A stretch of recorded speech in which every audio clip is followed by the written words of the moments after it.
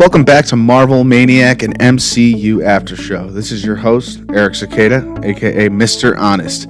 I am happy to be talking with you today about a brand new entry into the Marvel Studios Disney Plus series. I don't know why I'm talking about this like we're a Marvel NFL sports broadcasting after show. We definitely aren't. We are not sports related. But, however, that being said, I am a little late to the punch here, and I do have to acknowledge that I did post an agenda episode about like 5-6 weeks ago, and I will acknowledge that I, being Mr. Honest, wasn't very honest. At least I intended to be. I didn't do a couple of movies I wanted to cover. I'll just say one thing here. I'll post it wide and clear. Mental health, most important. That is your first priority. And if you're suffering from depression or anything, talk to somebody. So I've just been dealing with my mental health, and that's what I've been going through. So you can be your own hero and talk to anyone. Yeah, I've been just going through my own thing, and I'm doing great. And it's great to be here with you today on the start of a new show on a brand new day. So thank you for being here today. I seriously appreciate you being here today, fellow Marvel Maniacs. So without further ado, we will get this show on the road. Before we get started, I want to let you know we will be covering this show week to week, and I'm going to be doing my best to cover everything else that comes out Marvel related on the day. We have had a rock and roll slate of shows released recently.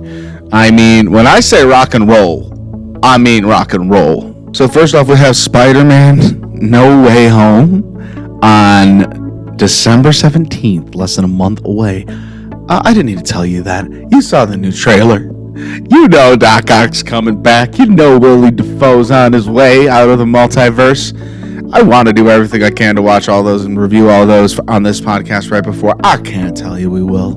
The multiverse is a vast place, maniacs. We can only do so much. But we have a long time and a long way ahead of us. And we're going to talk about future releases, and we will do our best to get to every single thing you as an audience want to talk about first. You let me know, marvelmaniacpod@gmail.com, or on all your socials, Twitter, TikTok, at marvelmaniacpod. I'm not super active on them at the moment, but I have them all set up to be, and I will be active on them as soon as possible.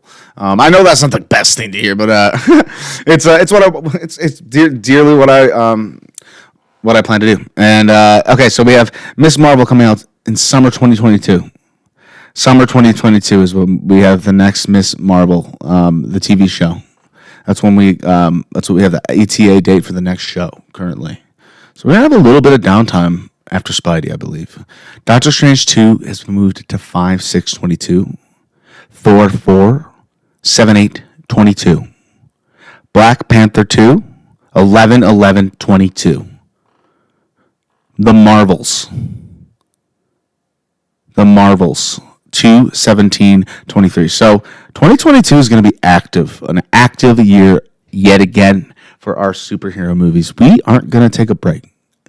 We really won't. It's going to feel like a while, but the beginning of the year goes by fast. The beginning of the year goes by so fast. It's going to feel like a little while, but once we get it, get the shows, I mean, think about how much we're getting. We're just going to take a breather. Take it all in. Take everything we're about to get in. Spider-Man is going to break us, I think. Something at the end of Spider-Man, we've seen that trailer, right? Doctor Strange, something with the multiverse, even with what happened in the Ultron What If series at the end of that. No spoilers, but something big happened in there. And I think everything's culminating. Everything that happened in every single bit of Phase 4 that we talked about is about to culminate on Earth at this very moment in the MCU that we're seeing in the trailer. It's huge. I got the chills right now. This is big. This is big. This is big. I got a lot of Marvel to talk about with you upcoming, so I'm going to keep going. She-Hulk. It's just General 2022. Did you see the trailer for that? Bruce Banner is looking extra big as the Hulk, as Professor Hulk. See, people are saying that he is pre Endgame, and it's before he's like completely managed Professor Hulk. I don't know. So I'm thinking it's maybe a little bit in the future. You know, maybe he's like hulking out again a little bit. I don't know. I'd like to see that. Guardians of the Galaxy 3, 5/5/23. Man, that feels far, dude. That's a long way away. The new Guardians of the Galaxy is going to feel weird, but they're leaving some things out of this list that I'm reading. I know they are. There's a Guardians of the Galaxy Christmas special that's supposed to come before that.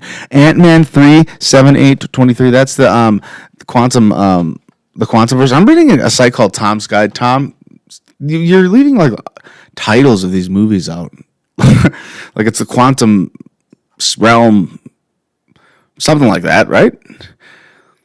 Following are currently undated. Agatha, House of Harkness. She gets her own show. Can I be real? Did anyone want an Agatha show? Did you guys want an Agatha show? I did not like Agatha, but I didn't dislike her. I didn't. But of anyone out on the show, I thought she had a story, and she could be brought back through any of Wanda's story. I want more Wanda, if anything. Armor Wars. That's the Ironverse kind of show, like Iron Man related. All of the characters from those shows. Rhodey. We are probably going to get a little more of the character from Iron Man 2, the arms dealer from that show, that movie. Echo, TBA. Guardians of the Galaxy Holiday Special, TBA, but it's going to come before Guardians 2. I know that. I don't know how I know that, but I just know that. I Am Groot. Because it was slated before that, but in many like lineups that I've seen. Ironheart. I wonder if Ironheart will be introduced in the Armor Wars. There will most likely be crossovers in that. This is a huge landscape of characters just to be introduced in these shows. Loki Season 2. Now, I wonder if we're going to get that before Ant-Man Quantum Realm. Moon Knight. We got a little short teaser for that with Oscar Isaac. He looks scared. Secret Invasion. We got one small image of Samuel Jackson as Nick Fury with a beard. And we see his faded eye. Silk, TBA. I don't know what Silk is. Spider-Man Freshman Year, an animated series of Spider-Man. Okay. We're getting a little weird, right? Because I'm like, okay, so that's going to be MCU canon, so it's just like technically Spidey multiverse animated, or it's like technically Spidey's technical origin story pre him meeting Iron Man, his Uncle Ben death scenario. Okay, fine. What If Season 2? Hell yes. Yes, good job. I love it. Wakanda. Just a show about Wakanda. Okay. And then I know I saw Marvel Zombies. Did I say that? Marvel Zombies. I think I just skipped that. Marvel Zombies, I'm going to guess, is the whole premise of Marvel Zombies the whole premise of that is going to be literally the opening episode literally is going to be, I'm going to say this 5 times. The What If episode will probably be the pilot. And I think they could do a whole show based off of that opening. But I don't know. They could do a lot of stuff with that. I don't know. I didn't express so much love for it in the after show, but they can do a lot with Marvel Zombies. And if there's a big fan base for it, bring on the Marvel Zombies. Bring them on. I want Marvel. Bring them on, the Marvel Zombies. Do it. Bring them on, dude. Give the fans what they want. Bring every facet of Marvel to life. Just do it right and do it for the fans. That's what it's all about. If there's fans that want it, make it. I think that's what's so good about Marvel. They embrace their fans. And that's about it for our opening. I usually don't do that big of an opening. It's been a little bit. Like I said, I'm going to apologize one more time for anyone who was expecting all those after shows for Spider-Man or Venom, Iron Man 3. Like I put that episode, what's to come. I did really have intentions to do those. But life got in the way, and I do really, really mean it when I say I'm sorry. And if anyone was counting on that, I put it out in the universe just because I didn't hear anything via email. Like, where is that episode? I will say back out into the universe. If you were counting on that or wishing for that, please maybe let me know if you. I would no. I mean, let me know. Let me know.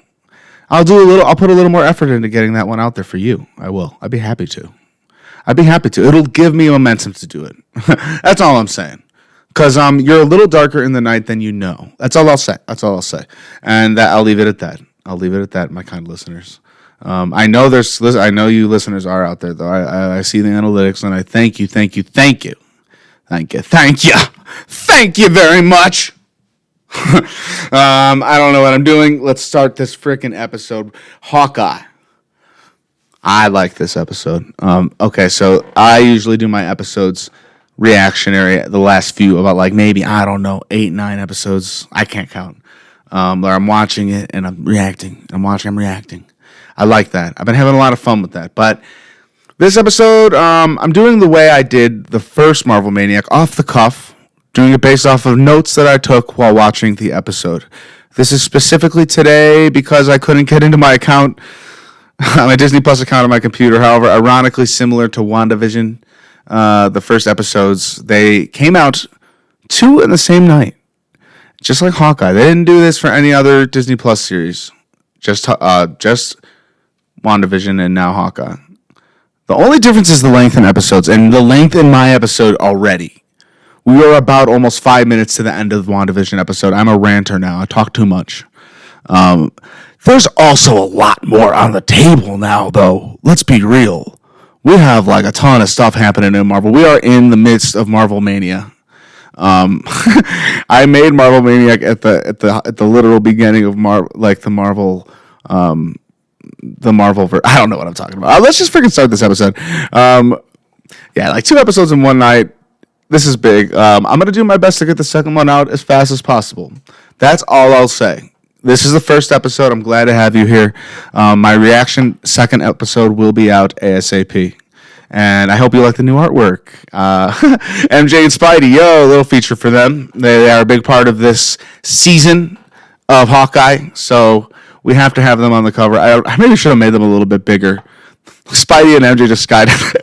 I just love MJ out there, dude. It's so funny. It's such a modern MJ. It's such a good representation of this MJ. Zendaya does such a great job. I love her, and I really, really like this Kate. I like this Kate Bishop. I like Kate Bishop. Let's talk about this episode. This girl, we get to meet this girl in this episode. We start off in the year 2012. It looks to be New York, right off the bat. A girl's in a room, listening to her parents talk downstairs, more or less argue, actually, about selling the house that they're in currently. It's actually like a really big suite. It's not a house. It's like a suite apartment. Real luxury. The girl's mom asks if the dad is, if the solution is just going to fall out of the sky, when he argues about selling the place because that's what the mom wants to do, and says that they shouldn't. And young Kate Bishop knocks over the fire truck she is standing on top of, and her dad starts to go up to talk to her. Something I like about the Marvel shows and movies, they all have their own tone. This one, it's just a Christmas movie. However, it hasn't become that quite yet. This opening sequence, it's tricking you into, it wants to trick you, but it kind of also wants you to know. If you're a Marvel fan, you're in the year 2012. If you're vaguely in New York, you're like, well,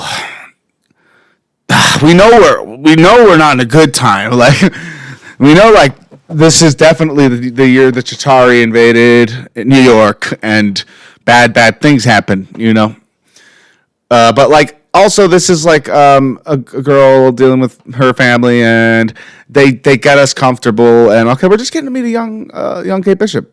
It's just time's out. Boom! Right. Okay. So Derek, Kate Bishop's father, enters her room and he tells her that she shouldn't eavesdrop. Then how would I know what you're saying when you're not there? She tells her father that she doesn't want to move. And her dad says that they don't have to. Kate replied, Mommy said things don't just fall from the sky. Then Dad replies, yeah, there's always going to be weather, though.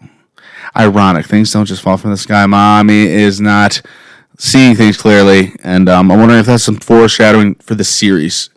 Because there's some stuff in this episode that Mommy isn't maybe seeing already. Like in this, like later this episode, in front of her with her new boyfriend, fiance, and some things he has his hands in that maybe she's unaware of. Her dad says some people forget the one thing they can't control, the choices they make in the face of it, the weather. Kate asked her father what he would do in the face of a hurricane. And he said he would do what he always would do, protect her. Genuine love. I love it.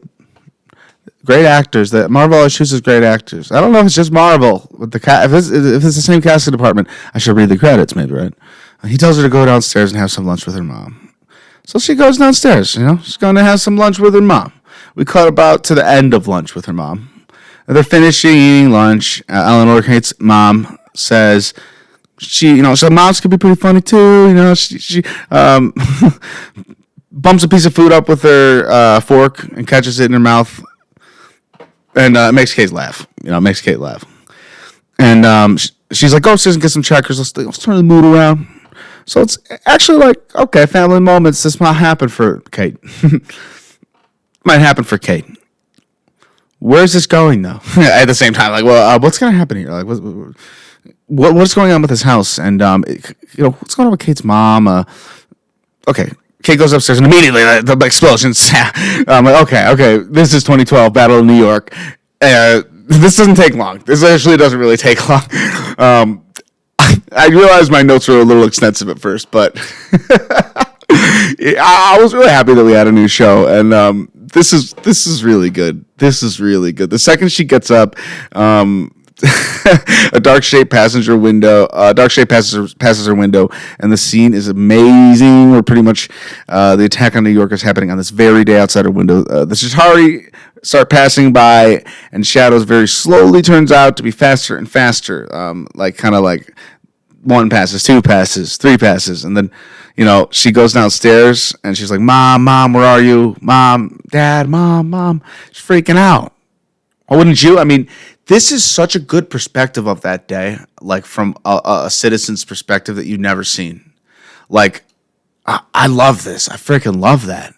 I love that they did this. They took you out of the audience. Like, they took you out of the audience's seat in that movie and put you in just like the Marvel universe on the Chitauri attack on New York City. It's a really good example of how we can keep filling in gaps and making the sacred timeline we already have fuller and greater. And it makes those movies that are already on that timeline just even better. It's just... or maybe it fills in a type of nostalgia for those movies. It pays homage to those movies in a way. It's kind of like what they did for Star Wars Rogue One, but a little bit sooner. And it just kind of, it utilizes those actors sooner. And it's almost just like building a legacy as it's already happened.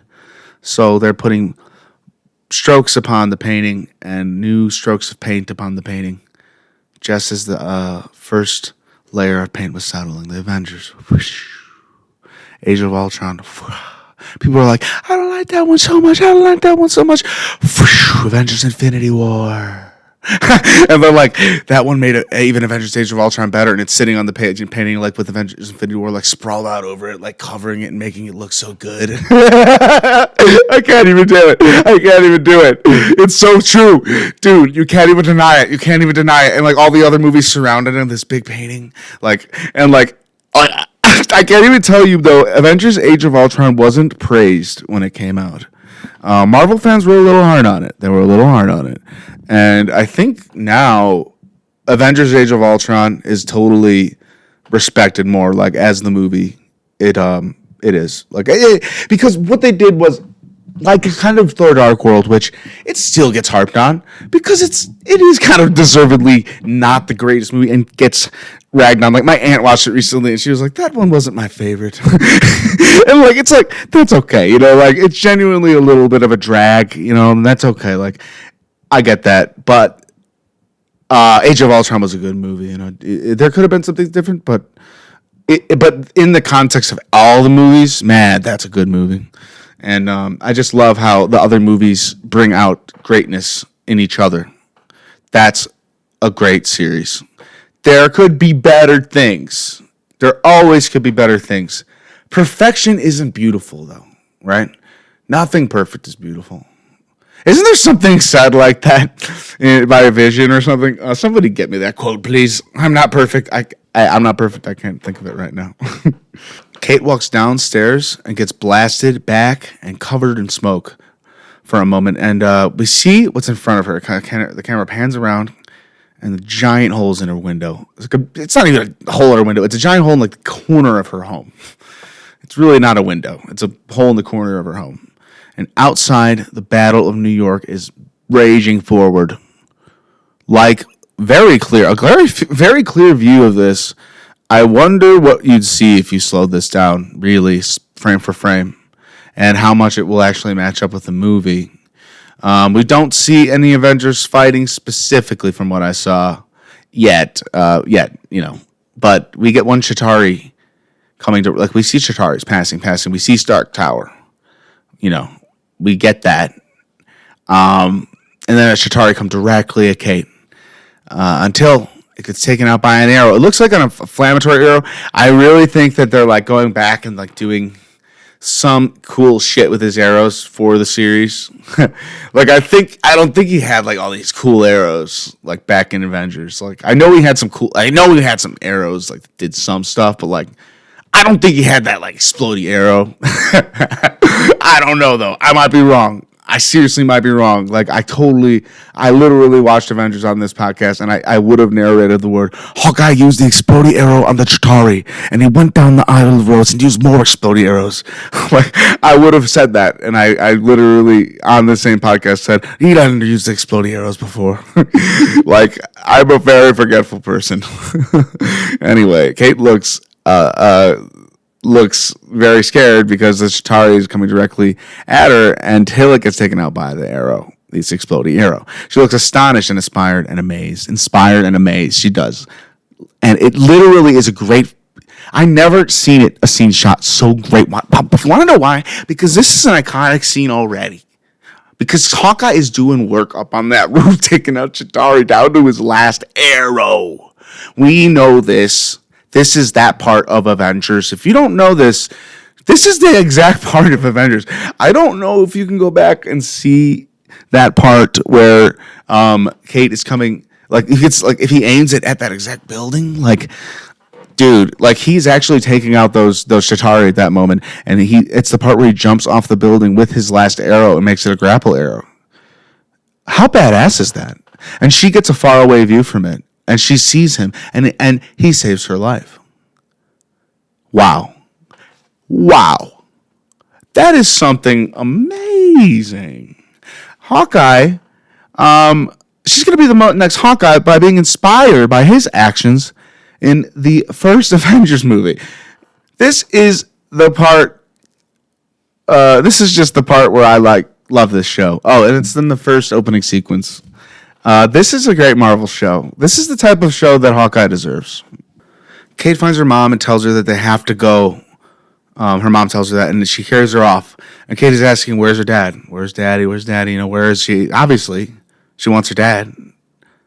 Well, it kind of like hit me like a rock there, too. I'm like, I liked her dad a lot. They casted a great guy. I was like, where's her dad? Like, obviously, like, superheroes gotta like lose somebody. Even though Hawkeye like kind of has everybody important to him close to him in this series, which makes me really scared.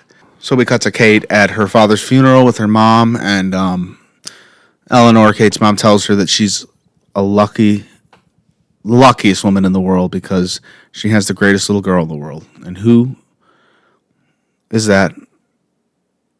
And what? Who's not that little? Oh, who's not that little? My notes, I have to I'm going to keep this in here. I have to say that taking notes, it's me writing, like saying stuff into my phone, which is like talking and having it dictate. And sometimes I just don't feel like going back and fixing little mess ups. And I'm like, I'll remember that. And this is just, I don't even know what that said. I literally did write it. That's literally what it says. Who is not that little? That's what she said. It just didn't make sense when I read it. Okay. Kate tells her that she needs to protect them. And Eleanor says that's her job. Whatever you need, let her know. But you love this because Kate says, I need a bow, an arrow. She's going to protect. She's going to protect. She is going to protect. And Eleanor doesn't even know it yet. Eleanor seems like clueless because from what I can tell, Eleanor is going to get herself buried into trouble and Kate's going to be the one to get her out of it.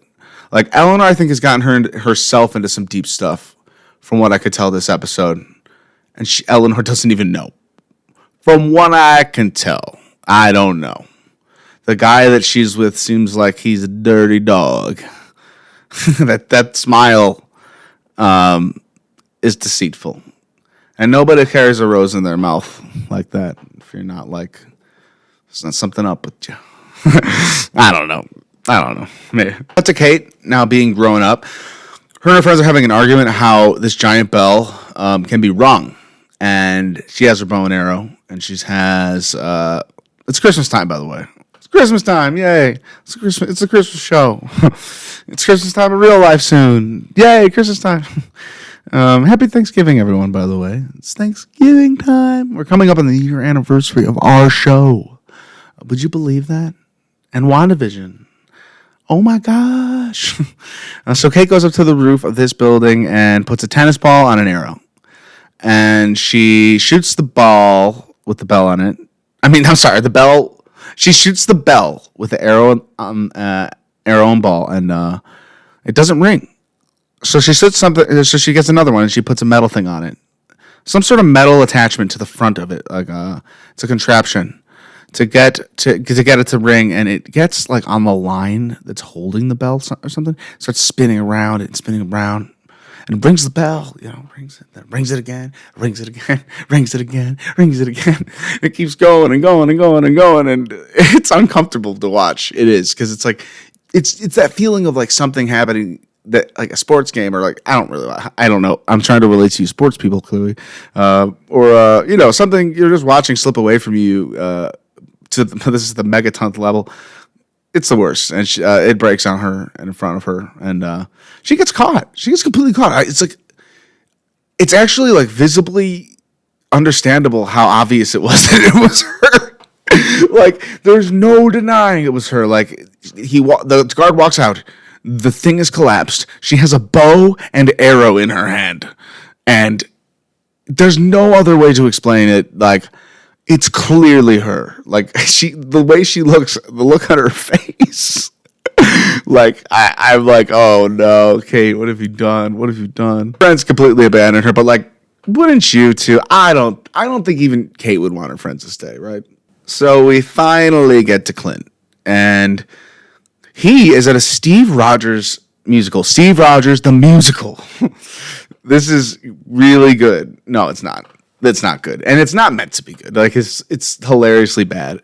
It's kind of actually amazing how a whole like performance of actors and cast, like the people watching, the people on stage, can act around a man like Hawkeye. I'm sorry to break the fourth wall for everyone like talking. We're talking about a TV show about Hawkeye, but like I have to talk about the people in the audience acting around Hawkeye this time. Because, like, think about this.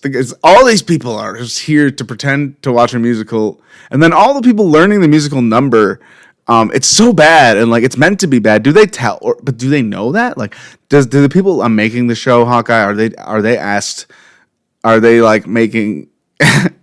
are they like, you're in the show Hawkeye and you're in an Avengers musical? And the people who are like in the Avengers musical, they're like, yes!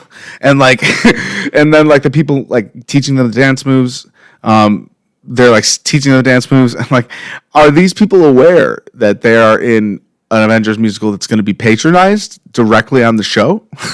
Like, if I were an actor and I came, waited and waited for this episode to come out, and then like, and then like it panned to Hawkeye and like, bum bum, and, like you're Captain America or anybody in the musical, like even even if it's like you think you're like maybe seriously taken for some reason in the musical. I don't know. Why would you think that? You seriously have to know, because you'd see Hawkeye in the literal. You'd see Hawkeye acting as an actor in the audience, being sad and freaked out. Yeah, I think actually it's a little standoutish of Hawkeye now that I think about it, like they're all there on stage, and as like a performer, you could see people in the audience really easily. Like the audience is so visibly clear. Like Hawkeye is going to be the person they're looking out for most. And like him being there, like spacing out is probably like so embarrassing for them as performers and demeaning to them, because they're they're performing to one of the Avengers. Like this is their big day. Like this is them performing to an Avenger. Do you think any of the other Avengers came to see their performance? Maybe. Paul Rudd, Ant-Man showed up. They put Ant-Man in it probably to get Ant-Man to come. That was so good. I like that part. It's not the best Hawkeye's. It's not the best musical in Hawkeye's eyes, I don't think, because he's using a hearing aid and it's turned down. I'm assuming from all he's been through in Battle and War. He hones in on the actress playing Natasha. It's not hard to just squint and think it's Natasha. It's like the outfit of Black Widow and the red hair from the first Avengers. Pretty iconic.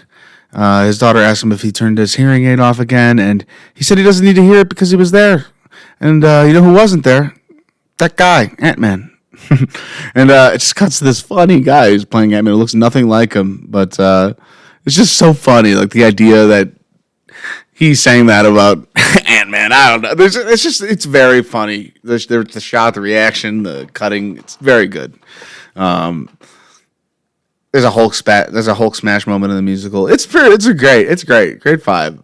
Hawkeye runs to the bathroom, and on top of the urinal in writing is Thanos was right. Dang. That's harsh. Got to love the Thanos reference, though, as always. Hawkeye kind of looks up, and maybe there's a slight agreement there, and he turns around to leave. A man approaches Clint to take a photo twice in the bathroom. This guy was weird and annoying, and makes you feel sorry for people getting approached to take photos all the time. You got to think about that. They don't want to be approached. They're humans. And yet I've done it to the guy from Everybody Loves Raymond, Brad Garrett, with low voice. I've done it to him at a bowling alley once, and I have a picture. It's not even awkward. He was amazing.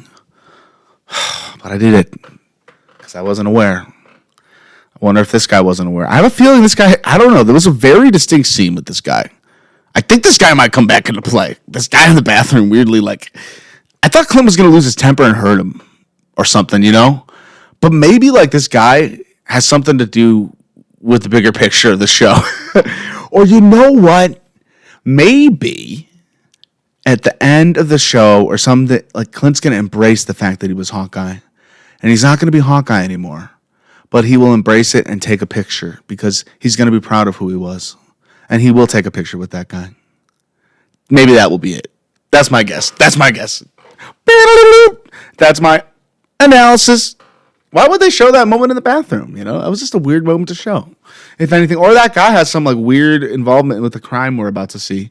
Whatever future crime indicate we're getting involved in. So Clint's daughter comes outside to join him as he's taking a breath out there. A big breath. And she says everyone misses her. But she was your best friend. Yeah, she knows her dad really well. She knows that Natasha and her dad were really close, very close. He says this whole thing is a bit ridiculous, isn't it, about the musical? The rest of his family join him outside and they leave together. Big family. Kate goes to her mom's house, and they have a conversation about how she needs to stop living so dangerously. A little ironic coming from her mom, who you don't know is also living a little bit dangerously. We learn about this all right after this moment. She cuts off her credit cards and says she's not living. She's not invincible. Kate also noticed that her mom's house looks a little bit different. There are sort of things around that aren't usually there. So what's with all the swords? And then a man with a rose in his mouth enters. His name is Jack. He's an unexpected surprise. He says I thought I wrote he's an unexpected surprise. He says an unexpected surprise. And Kate replies, all surprises are unexpected. I like that. Kate's mom tells her to meet her at the party, in which she has a red dress upstairs waiting for her to get into, and she will see her there. They got a lot to talk about. There's a lot to talk about. So she agrees, and Kate's mom and Jack leave. Clint and his family are out to eat. They call his wife to check in and see how the musical went. I feel like Clint's always calling his wife and being really sweet to her. Like, they have a great relationship. The whole family looks at each other awkwardly, though, when she asks how the musical went, because it didn't go so well. She said the whole point of them going there was so that he can get some extra time with the kids. Clint has such a loving relationship with his family, though. I mean, it's just there already. I know they need more time with their dad, but they love him so much. It's so clear. She says she can't wait to see them tomorrow. When he says, bye, Mama.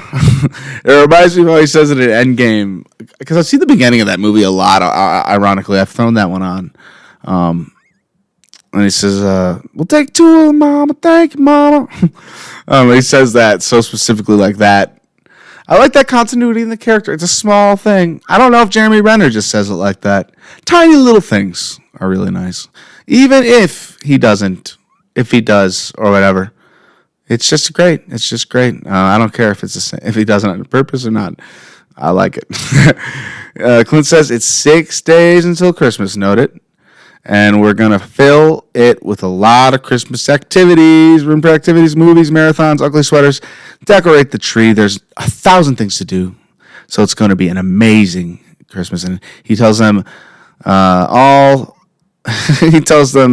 he loves them, and they all say, I love you too. It's going to be the best Barton Christmas ever. It's so sweet. They have such a sweet family. And then a waiter comes with fortune cookies and says the meal is on them because he saved the city. It's so amazing. It's so amazing. He saved the city of Babylon, New York, and he's a hero. It's such a good ground level view. I feel like Falcon maybe should get a little more of this, but he didn't do Battle in New York. Like Hawkeye's an OG hero. Falcon though, he needs to get some Avengers pension, man. Like, right? The meal's often on them. The meal's on them because they said the city in Clinton looks a little uncomfortable, but he accepts. Why wouldn't he accept? Come on. So Kate shows up to the party where she's supposed to meet her mom, dressed in a red dress, like her mom, dressed like the waiters and waitresses in a black tuxedo.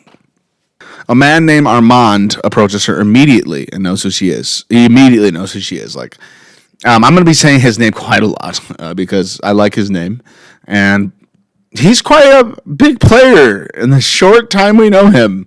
Quite a character, by the way. Quite a character. Like, long-faced character. Like, he's got a lot going on. He's very involved in this short time we meet him. He's very, I don't know why he's not handsy, but somehow he feels like he's handsy. And he's just an interesting fellow. Great actor. I'm not going to get my hands on the IMDb right now because this episode's taking me a while. But I will say Armand has got a lot going on.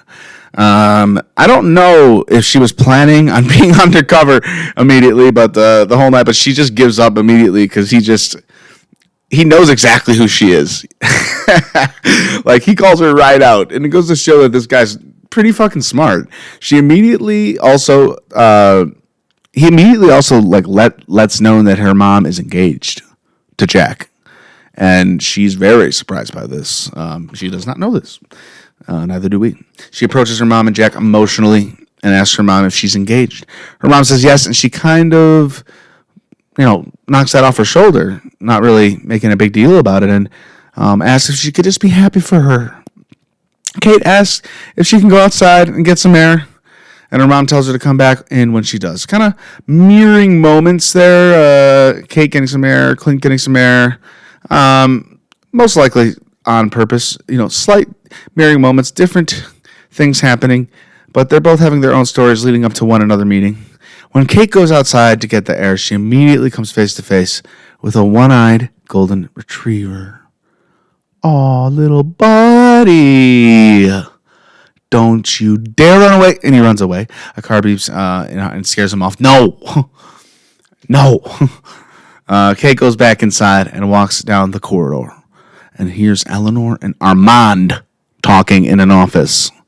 He's kind of yelling, snapping at her, like he says something along the lines of, I gave you an opportunity to explain yourself. I like it. I don't know why I like interpreting this guy. What am I saying? Mimicking him. I have friends, And she asked him not to leave, and he leaves anyway. So, it's not like, I don't know what I can't tell you what's going on here. What's going on here, He said he storms out, and she storms out in an opposite direction, right up towards Kate. Kate asks her mom if that guy was threatening her, and her mom says no, and to go back to the party, and she doesn't. She follows her mom. She doesn't listen to her mom. Her mom is kind of oblivious. She could have just looked behind her and seen Kate going after Armand. She is disguised after a waiter of the waiters there, so she's following Armand into this place where all the waiters are through the kitchens. Armand doesn't see her because she's following way behind him. Armand takes a seat in this auction room, and Jack sits next to him, who tells Jack he's reached his breaking point with his fiancée. He's so snappy. He's like, I've reached my breaking point with your fiancée. I'm sorry. This guy is a character, man. Dude, why do you have to? I'm sorry, but you've seen the whole episode. Why do you have to die already? This guy, I thought he was going to grow into be like the bad guy of the series. I think it's going to be a twist better bad guy, maybe, or a bigger face, bigger name, either someone we know like Wilson Fisk from the Netflix series, or a bigger name from the comics. Who knows? But Jack tells Armand to leave Eleanor out of this. Kate spies on the meeting behind racks of wine, holding a tray, and another wine holder asks Kate what she's doing here. And she takes the wine and says, perfect, thank you. And immediately he's like, I thought I was the only one supposed to be working here. And the actress playing Kate Bishop is really funny and really natural in her role. I don't know if she's supposed to be playing younger. It's kind of weird how she was at the Battle of New York as a little kid, and now she's she seems to be pretty old, older. But it makes sense if it's 2012. I'm just maybe time's going by fast. It's 2021 right now. And we're going into 2022. We're going to be 10 years on after that. So let's just be real. It's been a while. I'm getting older, and I'm a Marvel maniac. So it's just hard to accept that. Yeah, that does make sense. Okay, let's just move forward here. I don't know. Anyway. The real Gary shows up. There is a Gary. She picked the wrong name. He couldn't go and look for the Gary. There is a Gary.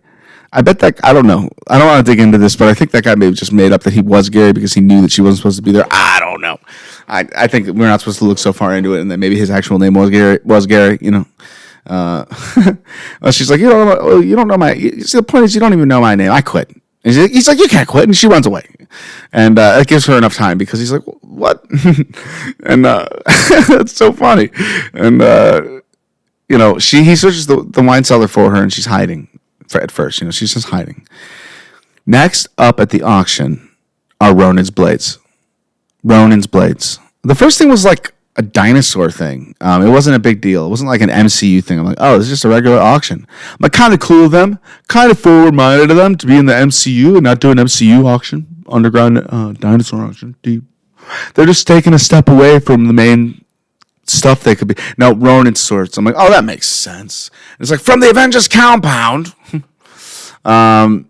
Recovered from the Avengers compound. The auctioneer says, "Now you may recall that Ronan decimated the criminal underworld of the city, almost completely annihilating the status of power and the head of the organized crime.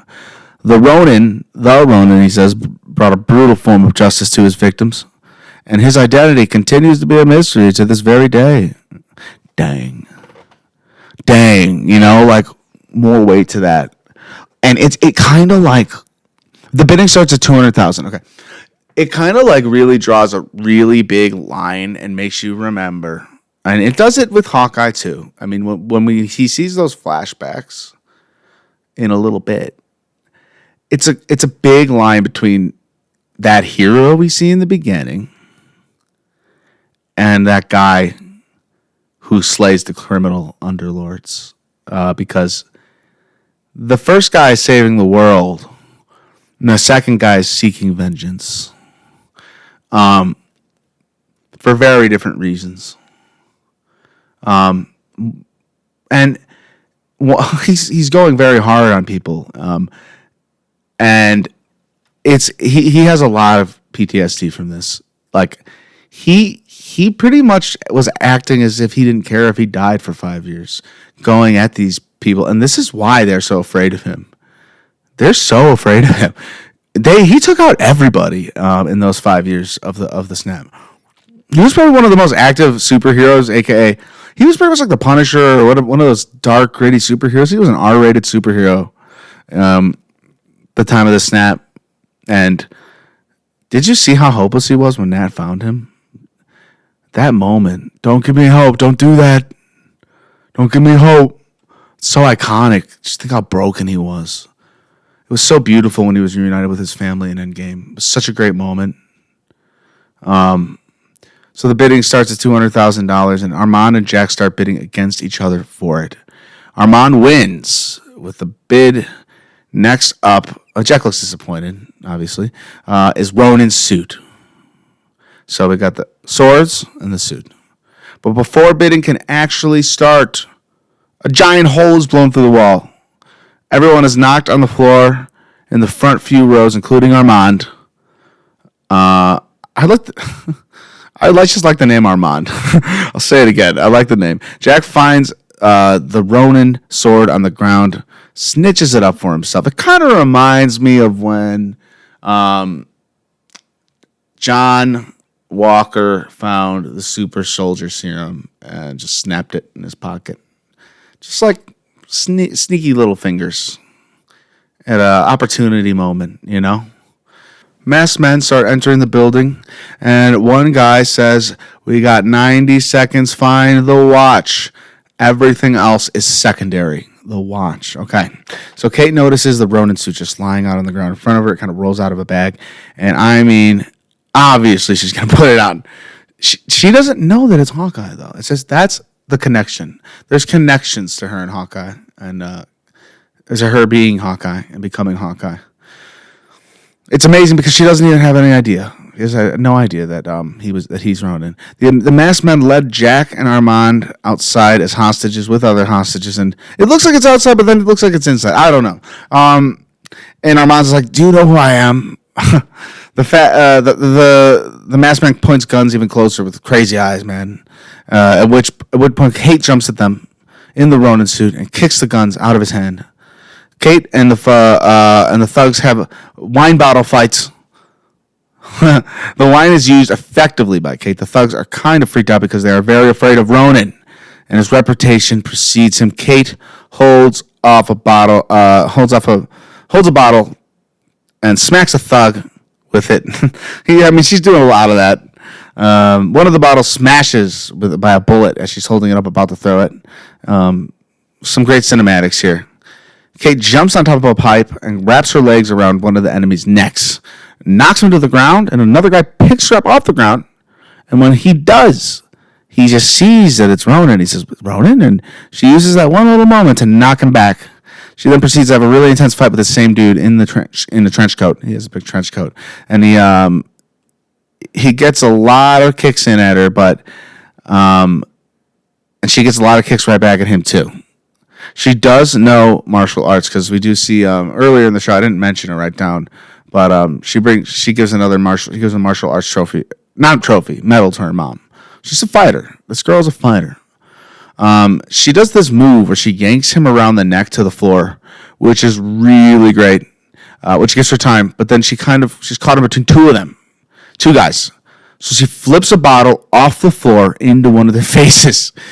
Amazing. So, the guy in the truck, the guy like loading the truck, he finds the wristwatch that the leader was talking about. He didn't really find it. He like saw it in the bag, right? That somebody else found it and just packed it, and it reads Avengers Compound on it. Well, what is this watch? What is the deal? Is it Iron Man's wristwatch? What does it do? What does it do? I want to know. I want to know what's up with this watch. That's interesting. There's a few interesting things here. What the hell's going on? The one-eyed dog bites him, and I don't know if the one-eyed dog got the watch, but I think he might have gotten that watch. He bites him in the leg, and Kate comes out and kicks the guy. Then and then she chases after the dog. She chases the dog. She runs out after him into traffic. She flips out over traffic to get this dog so he doesn't get hurt. Because this is a beautiful dog. Missing an eye, one eye, two eyes, no eyes. It's a gorgeous dog. You don't want this dog to get hurt. She gets over traffic, and the guy chasing her lifts his mask. We see his face. Probably see him again. Probably get to see this fella again. Common thug. They don't follow her past the street and run back. So Kate continues to hold the dog. It was amazing what she just did. It was amazing. Clint and his family are back at the hotel, and they turn on the news and see about the explosion and everything that just happened. The jump over traffic Kate did to save the dog was caught on camera, and Hawkeye's daughter says, "Look, a ninja saved a dog. Isn't that awesome?"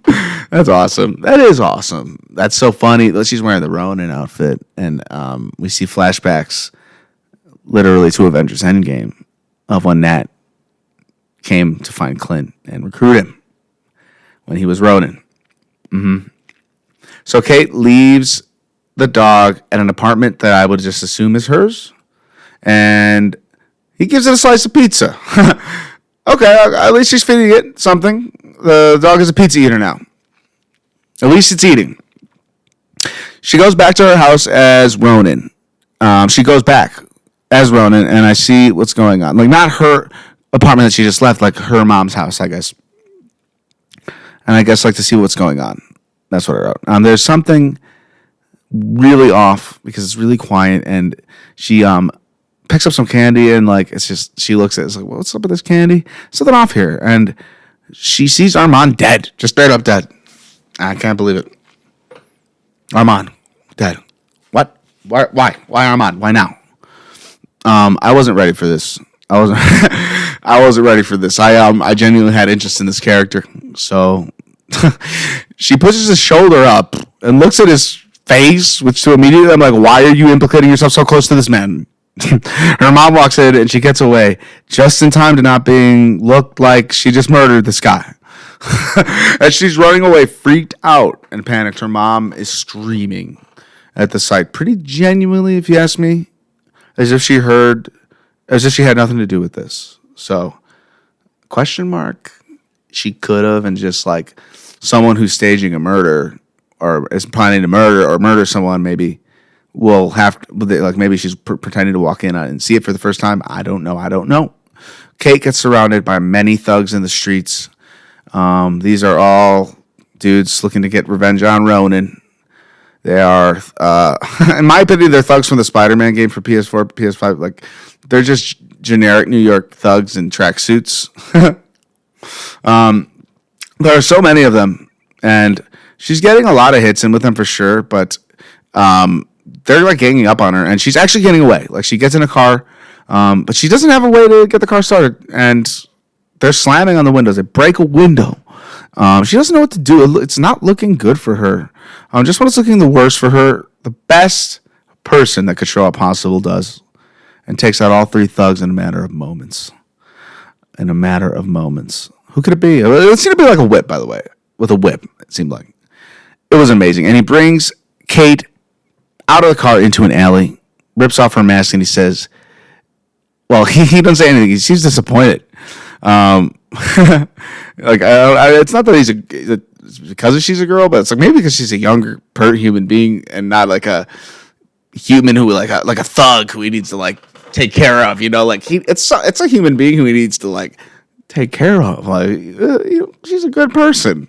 In a bad situation right now, really, for real. I think he sees the good in people. He didn't shoot Thor with that arrow. Remember in Thor, like Hawkeye, Clint is a good man, she's like, you're Hawkeye, and he's like, who are you? And that's it. That's the end of the episode. The most wonderful time of the year. Yeah, that's where we get the end of our episode, and I loved it. I'm a big fan. I'm a big fan of this show already. That was a great first episode. It's much more centered around Kate Bishop, but not more centered. It's more centered around Kate Bishop than Hawkeye than Clint so far. But it's going to be very much centered around their relationship and him giving her that role and transferring that role. It makes me sad to think that maybe he's done. I think he'll still exist in the universe. I don't know. I don't want to like anticipate anything per se. It just feels really good to know that if he does go as Hawkeye, it seems like we have a really good predecessor. Like someone like as Hawkeye that, I mean, like maybe could lead the Avengers in a way as Hawkeye. She's awesome. And she's a lot of fun to watch. And I'm really, really confident that this show is going to be so much fun to watch with you all at the Christmas time and get the chills and get Christmas vibes. And I'm so happy to have you here with me on Marvel Maniac and MCU After Show. This has been Hawkeye, Episode 1. We are on Patreon, patreon.com/Marvel Maniac. If you'd like to support us, it would mean the world. That would be the best place to do it.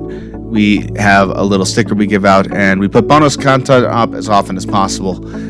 It's just a way to support the show. If you want to support the show, it means the world. And we love you to join us in conversation. Put your input down.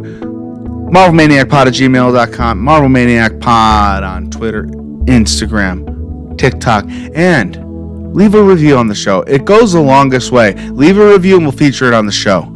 Until next time, Avengers, disassemble.